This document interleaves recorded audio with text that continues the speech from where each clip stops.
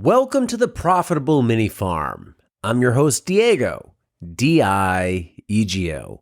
Today, it's all about compost. But if you're new to the show, each week, farmer Jody Roebuck and I take a look at what makes Jody's market farm so successful. It's challenging for a lot of people to do this. It sounds like an amazing career. I want to start my own farm on less than an acre. I want to make a living doing it. You hear about all these people on social media making hundreds of thousands of dollars. But when you dig below the surface a little bit, you realize, hey, it's a lot harder than it actually sounds. So hopefully this show will make your journey a little bit easier by giving you some tips and tricks for success. Nobody's saying it's easy, but we are here to show you what's possible. Today's episode is brought to you by my company, Paper Pot Co. In addition to hosting the podcast, I've run Paper Pot Co. for the last 6 years. We're a small company that focuses on tools that increase farm efficiency. One of the tools we have to do that are quick hoops.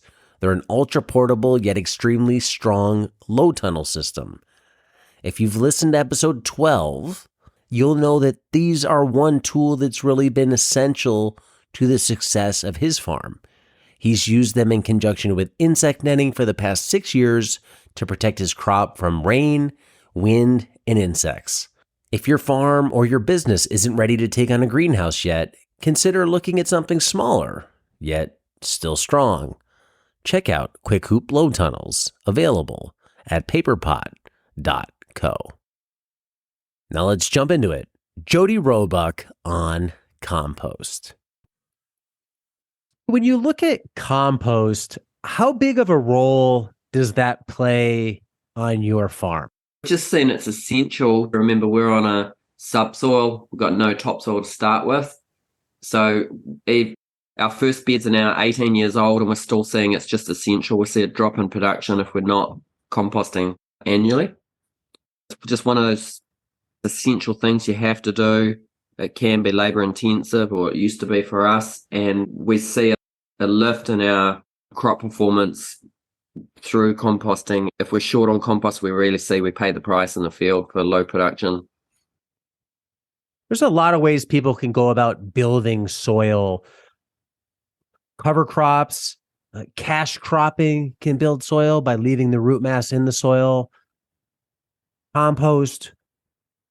Where do you lean on now at this stage of your farming career of building soil with those three tools available? We're always leaving the roots in. We only just take the crown out if we're cropping out and replanting immediately. So my take is you can't take the roots out because they're so fine and go so deep. The cover cropping, we will generally do a 2-year lead-in with doing 2 crops per year, cold season, warm season, before forming permanent beds, and then ongoing.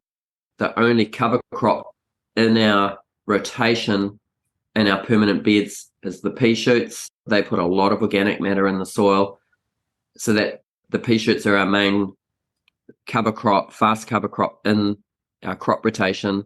So we've generally got a 2-year lead in with cover crops, and ideally we would be able to open up the soil before cover cropping to get as much root material down deep. That's just a time and labor thing. And then the composting, we're just constantly doing that. We're constantly making compost and applying to, especially to the new beds. We might compost twice a year, greenhouses twice a year, and we're just always just trying to forecast how much compost do we need, and our goal is to have mature compost ahead of ourselves for the rest of my farming career, which is not an easy task. We'll definitely dive deep into compost in this one. But in a preferred world, if you had unlimited land, would you be a compost heavy system or a cover crop heavy system? I think I'd be both. I would lean on the compost though. The big challenge is where can you get your resources from, and that equates to land mass, which we don't have. Our flat area is about 3/4 of an acre in total.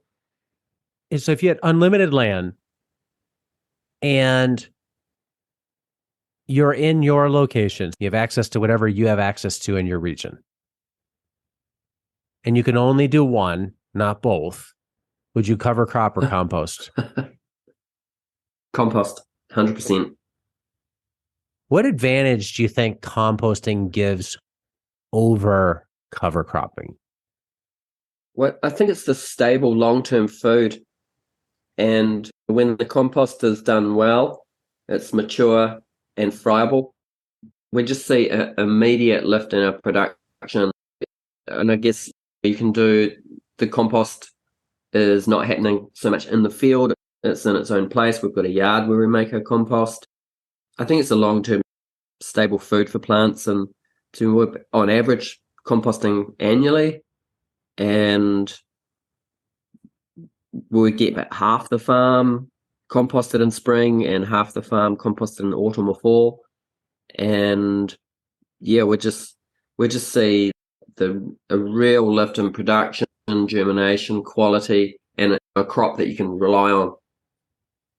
Do you think cover cropping, the advantages there are it's relatively low input from a labor perspective? You're planting the seed, that's easy. Management, probably not anything intense. And most of your labor is going to come at the back end when you decide what you're going to do with that cover crop, whether that's crimp it, roll it, flail mow it, till it in, whatever. Composting, more labor intense, obviously a lot of different ways to make compost. So there's different labors associated with it. But just being a farm manager, having employees, do you see those as equal? Do you see one as less labor? We can get our cover crops in pretty quick. We're just using the tilther on the surface, scatter sowing a seed, running the tilther back over to bury the seed, germinating it, and really you're putting the beds to sleep. But there's still labor there. I think the quickest way is to crimp it and tarp it. We don't incorporate our cover crops back into the soil. We don't have machinery to do that. So I think the trade-off, and if you're small area like we are, the trade-off is if you're in cover crop, every day you're cover cropping or tarping, you're not in production, and that really drops your number of crops per year per bed. And I'm not saying that's our focus, to try and keep it at 4 and potentially lift it later on to 5. So that's where the pea shoots come in as a cover crop, because in summer, first cut's 12 days, another 2-3 weeks, we've got the regrowth on it. We're already fixing nitrogen if that's your goal with the cover cropping, and we can terminate it pretty quick. We're tending to terminate our cover crops because of our small space. We can just blast the top off with a lawnmower, flail mower, weed eater, line trimmer, rake that off for the compost, terminate the surface with the tilther, and have a tarp down and use heat to turn that bed quick. On the flip side, coming into winter or even late winter, if we've got a big mature, let's say winter grains cover crop in, there's quite a lot of downtime to get that bed back up and running, and we drill most of our crops or paper pot them, and for transplants, there's the time factor in there as well as the labor factor. So yeah, if you've got the area, cover cropping, tarping is a great one. We're also at the mercy of the wind with the tarps. We can't keep them on the ground when it's over 60 miles. And with the compost, kind of, apart from the turning, kind of looks after itself. And as soon as it's ready, we can transform our soil super quick with that. With the labor units involved, we can even take a brand new area of subsoil, form the beds. We're going to do so many beds a day, but we can form a brand new bed, compost it and plant it, and we're up in production and we've got liftoff. So we can't do that to all of your area, but we can, as we increase incrementally, form new beds, compost, and we're straight up in production. So last October, we've put in 9 new beds. And as soon as we open the beds up, that's after they'll cover crop for 2 years. As soon as we open the beds, we're able to compost and we're up in production. And then that's all the work, that's all the real labor. The ongoing bed flips is that's where the speed and efficiencies are. This is where context becomes so important, because it's very easy for soil nerds like me to fall in love with one method, cover crop, biochar, whatever it is. But it's all based upon, what are you working with? What resources do you have available? And if you're on a small site with limited land, you're absolutely right. Like, you cover crop, you're taking those beds out of production. Can your business support that? I think the other great point you hit on is the speed. If you're cover cropping, you're changing your soil, but on a much slower scale relative to compost, because with compost, you can change the texture of that soil, the tilth of it, instantly, because you can, in theory, add infinite amounts of compost as long as you can get access to it.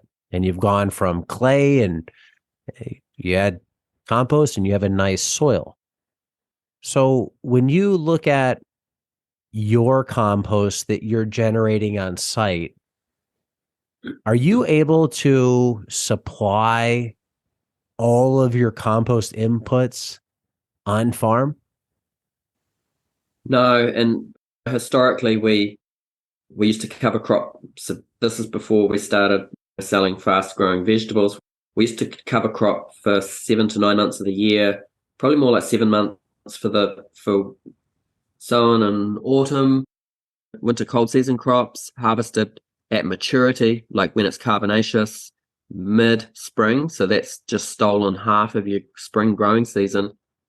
And then we had to remove everything, get it in the compost, wait for that to be ready to be able to return it back to the beds. So my understanding with growing a lot of your carbon is you're going to need a lot more area. And if you've got it, totally you can do that. That's really what a lot of John Jevons' grow biointensive system focuses on, is you're going to grow a given area, and that given area is going to require X amount of compost. And he tries to factor in, I want you to be able to provide all that compost from on site. So that requires growing a lot of carbon crops. So when people hear that, carbon crops, that's meaning you take what you want off the crop. So say corn, you harvest the ears, and all the rest of that above ground biomass, that carbon, goes into your compost. So that's where you're generating, hey, all this carbon. In a market farming scenario with radishes and lettuce, where you're not growing a lot of extra carbon, it can be a lot harder to get all that extra compost on site unless you're dedicating crops specifically as compost crops, right? Yep, I'm totally with you. So that's the big change as we transition from cover crops and seed production, which grows a lot of carbon, but still not enough, that to the market garden model. We're really producing green material from the garden. And then the big question is, where does the carbon come from? And that's where my dream market garden would be situated in a farm, like a grazing farm, where then the animal systems, the pastoral systems, and all of the other processes that the animals produces materials on site, whether that's cutting your own mature hay, mucking out the stalls from the animals on the bedding and the manure. And if you're not situated on a farm, then the next thing to look for is, where can I source these materials? And then what materials can I source that are not going to bring in problems? And I think that's one of the biggest.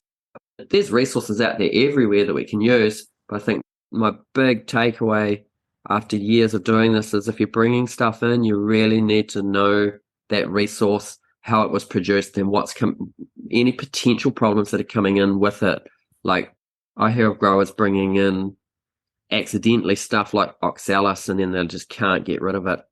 So a free resource or an organic resource sometimes might be very appealing, but if you're bringing in more things that you're going to need to manage, like new weed pressure and stuff like that, you just increased your workload for sure. I know this is not compost, but we've been using vermicast for 2 years, and it's beautiful. We tested it.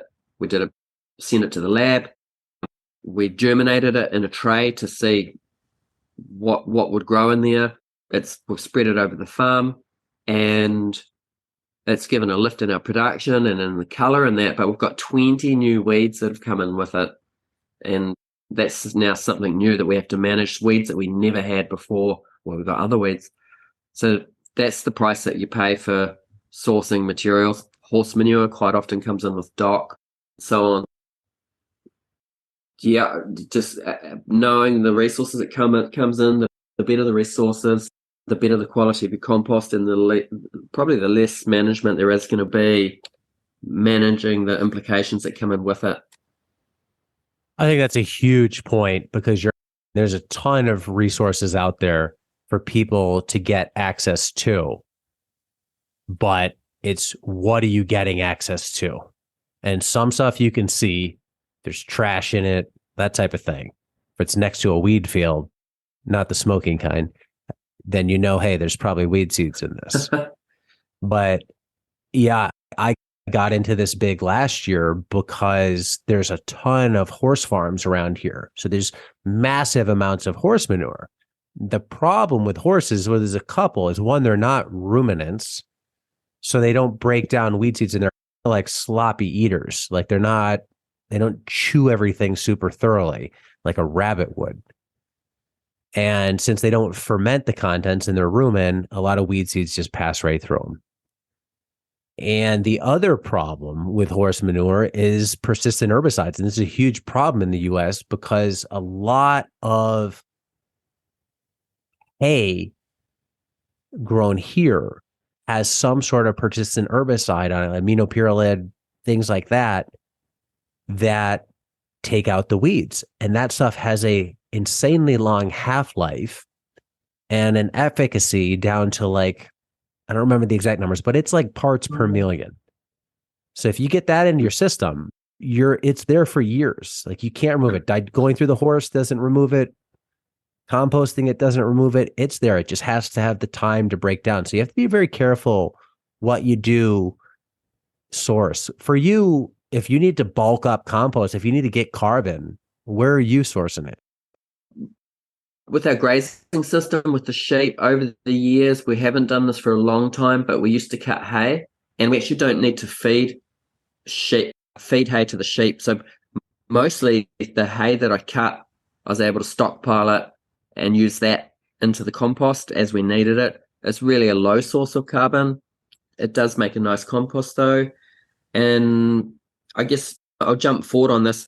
We can't buy a quality compost that has some good maturity time. And I've seen this in a lot of places in my travels.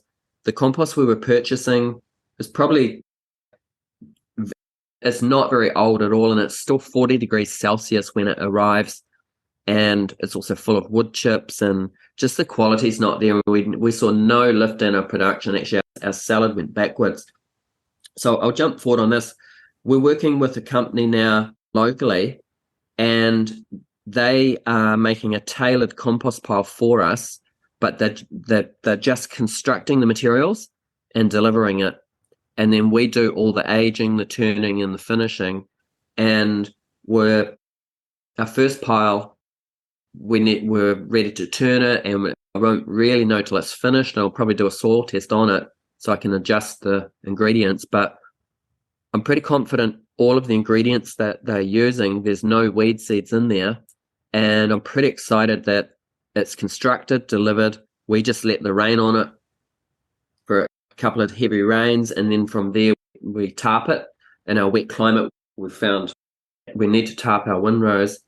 And so the basic ingredients for this are, and again, this would be determined by your soil test, and coming back to like your suggestion context, but we've got a super fine soft wood shaving in there. That's the carbon element. We've also got humates, activated biochar, and organic chicken manure. And then we're just balancing the carbon and nitrogen ratios by the volumes at construction. And then they're spraying the whole pile with fish hydrolysate and delivering it in a windrow. And it's still actually, it's about the same price per square meter or unit as buying purchased compost, but we can have control on the management of it, the turning, the timing, and getting the quality just right. And so and also the turning part of it, we used to do that with a pitchfork, which is insane. We've taken that labor out of it. My new neighbor, Ed, he's 73 and he's got a bobcat, because I was looking at buying a bobcat or a tractor just to turn compost, but then that thing's going to be parked up the majority of the time, not being used. So Ed comes over and turns our compost for us whenever we need, and that's just been a game changer for us to take that part of the labor out. And we're seeing the more we turn it, the sooner it does come ready and the more even and finished it is. Yeah, I think of it, it's almost like food. You can give the same ingredients to a fast food chain and get a product out, let's say a burger. You can give those same ingredients to a Michelin star chef and you'll get a dramatically different burger. And then you can prepare something and you'll get a different burger. So it comes down to experience level, time, and what kind of care you want to put into it. Because even if you do buy something, I love that you touched on this, a lot of times it isn't great. A lot of times it isn't finished. And there's a pretty well-known farm here that had an absolute disaster getting a lot of compost. And it basically derailed the season. Like, it took their production numbers on salad mix from a number that was pretty high to a number that was pretty low. And it's likely due to bad compost. So you have to really be careful. Not all compost is equal. And if you're getting something that's not finished, if it's hot, if it still has a lot of unbroken down organic material in it, where's it going to finish off? It's going to finish off in your bed. And how are those plants that you're trying to grow going to growing in an active compost pile? Essentially, that's what they're doing. So sourcing your own material, making it, you're going to get a better product, just like if you cook food for yourself. But it's, hey, do I want to take the time to do this? Is the upside better? Do I have the room to do this? Do I have the equipment to turn this? Because you don't want to be doing this with a pitchfork. So your piles, really. can you go? Yeah. So can you go into a little bit more detail on when you build the pile, things? Are you trying to build the whole windrow at one shot, so that's done, and then you move on to next windrow, or are you adding on like at the end? And what's the process look like? Because again, the soil nerds are going to want to know, hey, zoom in on the compost building. Generally, we want to use half carbon, half nitrogen by volume at construction, and we're pretty much making a windrow. It doesn't matter how long it is, but we can stockpile carbon because it's stable. And then as all of the weeds, the crop residual comes out the garden, we're just combining dry material with green material, even by volume, making a windrow with the volumes we have. So we'll generally crop out across the garden. We'll do like a session. We're like, all these beds are spent, let's get them out. And everything goes into wheelbarrows onto our trailer, and then we back up to the windrow, and we'll generally make a windrow in one hit. We might add to it a week later, but once we've started a compost pile, we want to be able to turn it and have it all come ready at once. So we might have full compost piles on the go that are at different stages, and there'll be different sizes based on just how much is coming out of the garden at once. And so we manage them, each one individually. I've got tarps on them once the main temperature's gone, just so they don't get saturated. And then when the bobcat comes over, we'll just turn all of them at once and keep them separate. So I'm not sure if I'm jumping ahead here, Diego, but we'll come back to temps. Once the main temp's gone, we're straight into turning it. And that's pretty amazing, that process where we see things become homogeneous straight away. The outside that's dry is combined with the interior that's wet. It looks much more uniform immediately after that turn. And this is where we see the worms come in. As soon as the hot temp's gone, worms are in there. And I'll just really simplify it because I really don't believe there's one way to do this. The main thing is you can't go wrong. Just keep making it, keep turning it, keep your moisture right. In an arid place, you might have hessian on top and be irrigating it. In a wet place, you might be keeping it tarped. What I saw as we switched to the market garden, we were keeping a very similar process going. High in carbon, under 60 Celsius is generally where our temps are at when there's that much carbon in there. But to summarize, I've seen the more you turn the compost pile, the sooner it comes ready. So on average, pile made half carbon, half nitrogen, one turn, that takes us about 9 months. But if we can turn it, which is insane if it's with a pitchfork, 4 times, we can have a good quality compost ready in about 5 months. So we can push the envelope a bit on that. So the big change has been the Bobcat coming over, and we don't have to own that. We just make a phone call and we just watch him turn it. We're also spraying it with fish hydrolysate as he turns it. And so I guess I really enjoy the turning process, and we're moving forward to when it's finished. The worms should have gone. They'll be in a newer pile, and everything should be that classic fine dark crumb, smells like the forest, no residuals or woody material left in there. Everything's broken down. And I hear this one a lot from gardeners that they say, I put compost on my beds and the birds come in and scratch the hell out of it. And what my take on that is, your compost probably needed another month. It wasn't quite finished. If the worms are still in there, there's food in there for the birds, and that's why they'll come and attack it and scratch it everywhere. I know Elliot Common writes about this in his books too, that he's saying it's almost detrimental to put your compost on your beds when it's not finished. The crop performance just doesn't do well from it, especially if you're high in manures and that on there. So I guess the main tool for us with the compost is a thermometer. That's really your feedback loop and your telltale. You really need your compost ready in time with your production. So that's a big driver. And we're just constantly making it. But I say we're constantly waiting for it to be ready. And it's easy to push it. It's too easy just to push into the pile and go, you know what, we'll just use it, rather than giving it another turn and waiting. Purchased, constructed compost piles we're getting delivered. That's going to be, we're really excited to see this first one mature and to do a soil test on it, see how our crops go with it, make an adjustment on the next construction. I'm really excited to we'll always be composting everything that comes out of our farm, out of our production, but to scale it up with a recipe and take as much of that labor out with the turning of it as well. So I still think if you've got a lot of carbon in there and you get some good temps at the beginning, you can definitely speed it up, but within reason. I'd say 5 to 6 months. And if you're constantly making it, well, that's your lead-in time. And then also, what's your context? You're growing. Are your classic 3 months off in winter? That's not us. We're year round. So we need mature compost continuously. And I think I'd like to quickly jump in. How much compost do you need? Again, that's context. What's your soil that you're farming on? So we're on a subsoil.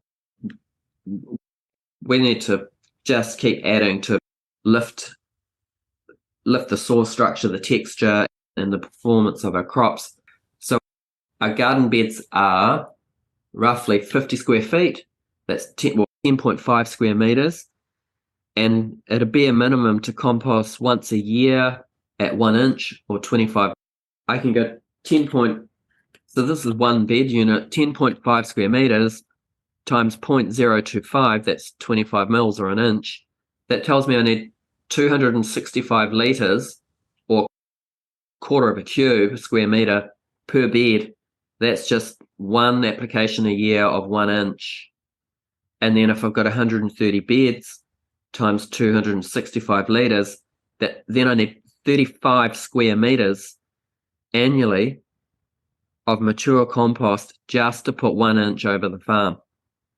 And then depending on your inputs, the quality of them, how, the different types of carbon coming in especially, you can multiply your 35 cubes by 4.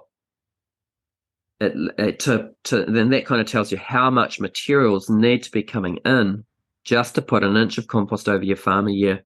Let's say 35 squares times 4. So it's 140 square. Yeah, 140 squares, and then if you're going to turn that 5 times, oh my god, times 5, that's 700 square meters of stuff to turn before you put it on the garden. I'd say it's the biggest job that's essential, that lifts your production, but doesn't put money in your bank account. And if you're purchasing it like we are, it's taking it out.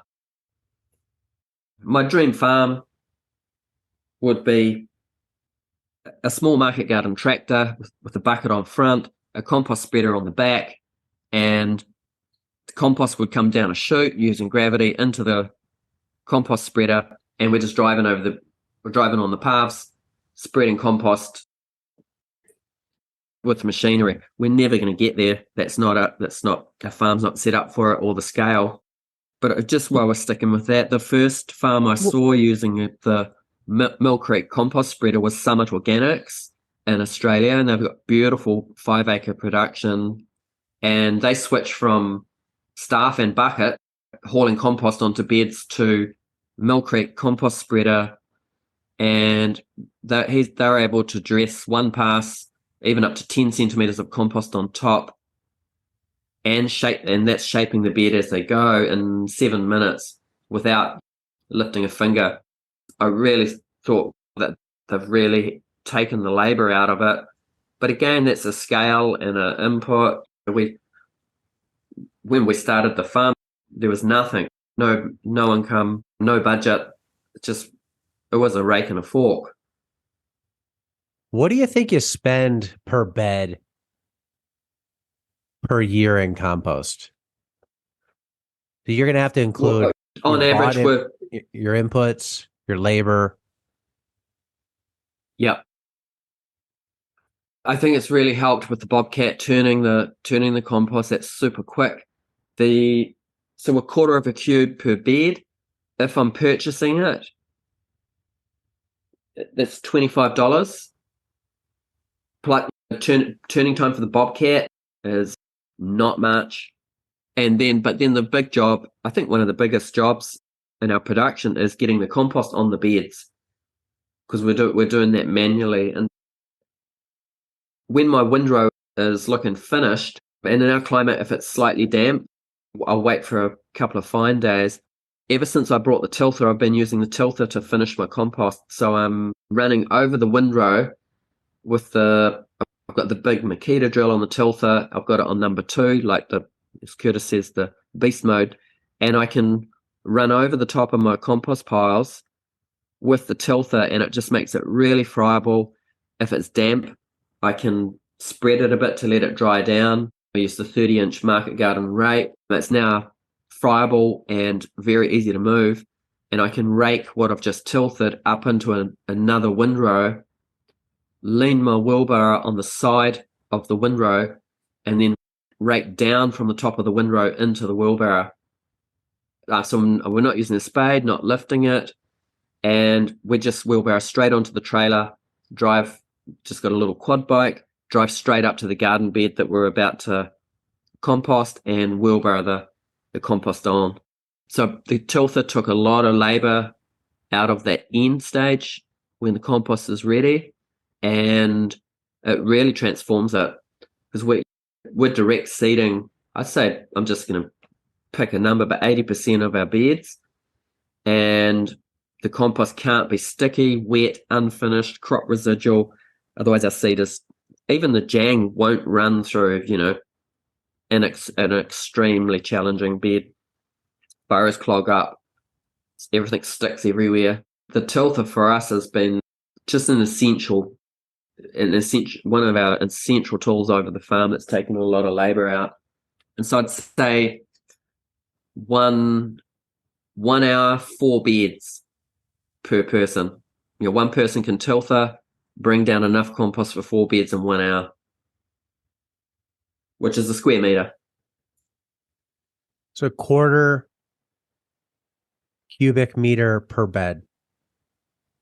Yeah, that works out at 25 mils 1 inch, and just more standardization. That's four level wheelbarrows that's our standardization, is a quarter cube. Okay, so if you bought good quality compost in the US, for that, let's say this is probably even high, $40 a cubic yard, which is pretty close to a cubic meter. You're looking at $10 per bed. So at the end of the day, the question comes down to, is the effort, the money worth it? Are you getting enough of a production gain from that compost to justify its use? Now, if I'm talking $10 a bed, it's low enough to gamble, to say, who cares? It's $10. You have to factor in the labor to spread it, that type of thing. If you're doing it excessively, spreading it after every single bed turn, that type of thing, it might not be worth it. But this is where I think other people do get lost, is when is it enough? Just layering it on and layering it on, you might think it works, but does it work? There's not a lot of things in life where you just, more is more, and you just keep piling them up without analyzing the results. But when people get to compost, it's like, no, just layer that stuff on and keep layering it on and layering it on. It's helping. Do we know it's helping? Are we sure it's helping? If that was $500 a cubic yard, would you still be putting it on at the rate you are? Those types of questions, I think, are things people really need to think about. If you took that 1 inch of compost a year off your bed, do you think you'd notice? We definitely do. So without going into crop rotation, each bed, even though our soil's pretty the same across the farm, each bed is at a different stage because of its crop history, the crop rotation, when it was last composted. And so I treat each bed as an individual in my crop rotation, and I can just tell by looking and putting my hand in, and by the last crop that came out, what if that bed's hungry, or if it's been composted before the last crop or the crop before. So we just see an instant response when the compost is done. Let's say we've got a bed that's been through all of its crop rotations. It's looking a little tired, a little light in color, quite fine on top. That's generally, we're choosing our worst beds, if that's the easy way to describe, to lift up, and that's where we prioritize composting. And yeah, I'm going to say that on our soil, without compost, we would just be going backwards. Even with cover cropping, tarping, foliar feeding, worm castings, it's the organic matter, the humus, and the soil structure at the surface. It looks like a chocolate cake once we've finished our bed prep and composted and amended. And we just see straight away a lift in our fast direct seeded crops like Mizuna, growing them in under 20 days in summer. So we've got that instant feedback on just the fast, even germination, the quality, the lift in color, less pressure from insects, and more being able to rely on that crop. And if we just quickly look at Mizuna, we've got 4 varieties. Our red one doesn't care if it's wet, doesn't care what kind of bed it goes in.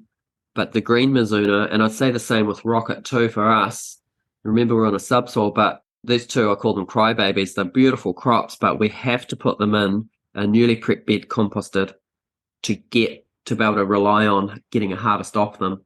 If we put them in a marginal bed, it's 50-50 whether that crop's going to come up beautiful and clean and run through the wash and pack.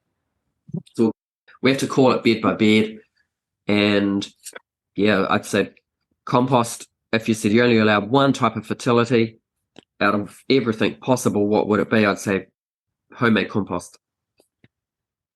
You had a limited amount of compost. Would you rather put a small amount across more beds or a larger amount across less beds? I think initially on our subsoil, if I had access to unlimited amount, I would be incorporating it in deeper initially and then just composting on top for the rest of my time. When we started, we didn't have anything, no beds, no compost, no money, no time. Before we dug our first garden bed, we made about 35 compost piles out in the field, knowing we've got to get our compost production up and going, because once our beds are opened, we're going to really need to add the fertility. On a challenging soil, I would be doing that initial disturbance and trying to incorporate the compost in. And then once the beds are up and running, dressing on the top. I think 1 inch annually or biannually is a really nice amount. And I know I'm changing tact here, but I'm also, our style, our context, I'm really big on incorporating the compost into the mother soil at the surface, just with the tilther, just the top 5 centimeters, 2 inch, rather than mulching the compost on top. And it's just our style. My take is roots go down to search for nutrition, and yeah, we're getting really nice results by incorporating the compost at the surface. This year we transplanted our tomatoes and cukes indoors. Beds have been prepped and amended, but we didn't have compost ready. It was still like a month away. And so once the compost was ready, we then just top dressed or mulched the garden beds with the compost. And it's contextual, but I'm seeing our production is down. The compost is just sitting on the surface rather than being incorporated, and my take is more available to the root systems. So I think a big transformation initially, and there's going to be some disturbance there before you can start with the rest period or the recovery period, the process of adding your organic matter through your root systems, and then compost at the surface, just incorporated in with the tilther. Let's say I fly over there to New Zealand, land, show up at the farm. I'm the new farm manager. I got a thing for compost. Start buying a bunch of it. And I said, Jody, 1 inch a year, not enough. We're going to start putting on 1 inch after every bed flip. So we start doing that. We figure out the labor. How do you think that much compost would affect your soil? Would it have an effect? Would it not have an effect? What do you think? Our subsoil, I think it's going to have an effect for sure. I'd say that especially when we're doing fast crops and bed flips and the super quick, I don't know if this is going off track, Diego, but if we compost a bed and prep it, and let's say we grow a Mizuna 20 days, all we need to do is take the surface of that Mizuna off, and we don't even need to touch that bed because it still looks like a chocolate cake after 20 days. So we're not doing any bed prep, any flips, any more amendments, no tilther. We can transplant straight back into that. So we're just reading each bed after each crop that comes out, looking at its crop history, and then saying, yeah, so I say the time and the cost, especially the labor on a high rotation cropping system, that's gonna really you're gonna take a kick in your bottom line. I think it's just the big trade-off, the big balance of how much can we produce, how much time do we, what beds need it, and really what's our recent crop telling us. And we're always composting after a long season crop. That's 90 days plus. Tomatoes in the summer indoors, carrots outdoors. Towards the end of our crop rotation, we might go carrots followed by cover crop, then back to bed prep compost. back to salad. I know. So I'm pretty much letting the garden lead me bed by bed with what needs to happen. And David, my field manager, is the same. That bed looks hungry. We need to compost these beds. And it'd be nice to say, right, here's this block. Let's just flip it, compost all those beds side by side. A block of 10 beds done. There might be 4 beds in there that have just been composted 20 days ago. So we're really just trying to lift the bottom part of the garden in terms of bringing up the beds that are tired, a bit hungry, haven't got the performance, and we can just see at the surface they're looking lighter, finer, and I think within 12 months, once we understand our new compost piles that are getting constructed and delivered, we're going to be in a position where we can have mature compost ahead of ourselves, and we'll be able to increase the frequency and the volumes. But I still can't see us putting more than 1 inch on twice a year. I don't think our production needs it, and I think also that we're just starting to get into a real top-heavy, labor-intensive system there. Bruce Davison, a soil scientist and a farmer in Australia, I really like this one-liner. You should never compost the same ingredients, same method, same technique, same biology, same bugs and critters. You should always be changing it up. I really like that. Just, there's not a cookie cutter. John Jevons' method, Elaine Ingham's method, there's not just one. This is the golden rule and the only way. Thanks for listening to the episode today. If you enjoyed it, do me a favor, go follow Jody on Instagram and let him know what you thought of this episode. He's donating his time to record these episodes, so if they are benefiting you, if you do enjoy them, let him know at Roebuck Farm, which I've also linked to below. That's all for this one. We'll be back next week with another episode. Until then, be nice, be thankful, and do the work.